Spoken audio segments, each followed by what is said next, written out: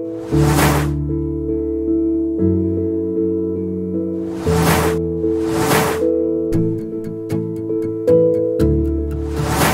гана ушул ККМ аркылуу биз салыктардын толугу менен төлөнүштөрүн контролдой ала турган машина механизм болуп эсептелинет да. Ушунун баардыгын бүгүнкү күндө 21-жылдан бери киргизип жатабыз. Быйыл 2-жыл лотереяны өткөзгөн атабыз, өзүңүздөр билгендей. Бирок быйылкы жылдын лотереясы өзгөчө бир башкача десек болот. Себептенде бирлер розыгрыш 10 тобуна ойнотулуп атат. Квартира, уюлдук телефондор, Dyson деген аппараттар, ушулардын баардыгын мына бүгүнкү күндө ойнотуп, буюрса мына 1-июлда ойноткон атабыз. Мисалы ККМди урган чакта ошол эле замат налоговый сотрудник көрүп отурат да. Көрүп эле ошол урганына карап биз анализ жасап, ошонун баарын мониторингдеп, тариздеп, анан калган жумушту аткарабыз да. Баардыгын чакырып кетет элек.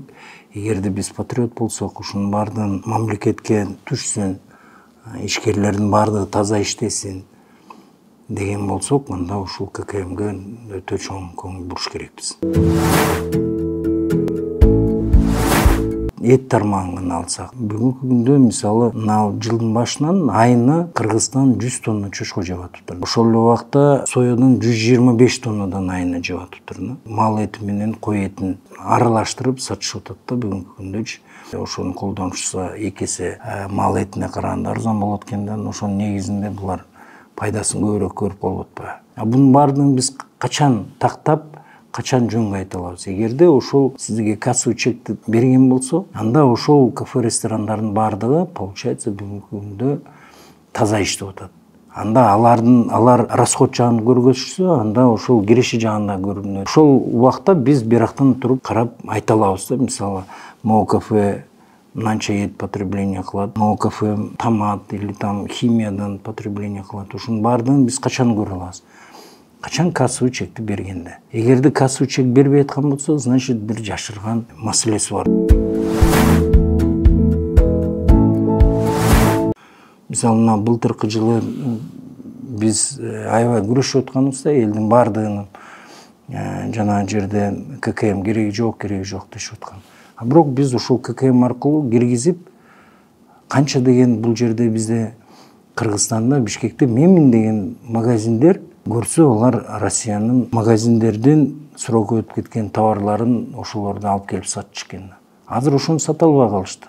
Жок, азыр бүгүнкү күндө бизде бир да маселе жок. Бүт жактан цифровизацияны киргизип, бүгүнкү күндө ушул биздин ишкерлер, мындайча айтканда, жөн эле бир жактан көтөрүп келип сатып ала албай турган болду. Булар мурун контроль жок болчу, каалаганын алып келип каалаганын сатчу. Азыр бизге уже бүгүнкү күндө мен толугу менен просроченный товар кирбейт деп гарантиясын бере алам да.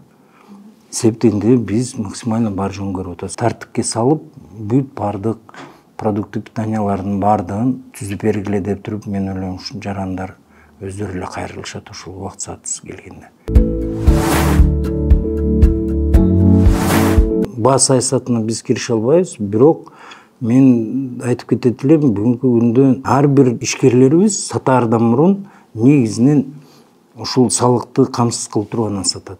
Себеп төлөйм деп. Бирок сатып бүткөндөн кийин эки жакты карайттан эч ким көрбөй калса, ошонун баардыгын бекиткенге аракет кылып калат да. Бирок биз каалайбызбы, каалабайбызбы, ишкер бул баардык өзүнүн кандай чыгым болушу мүмкүн деп туруп, ушунун баардыгын эсептеп туруп, анан ушул жерде салыкты да коштуруп, негизинен ушинтип туруп алып келип сатышат да. Бирок сатылып бүткөндөн кийин ушунун баардыгын жашырганга аракет кылып калат да.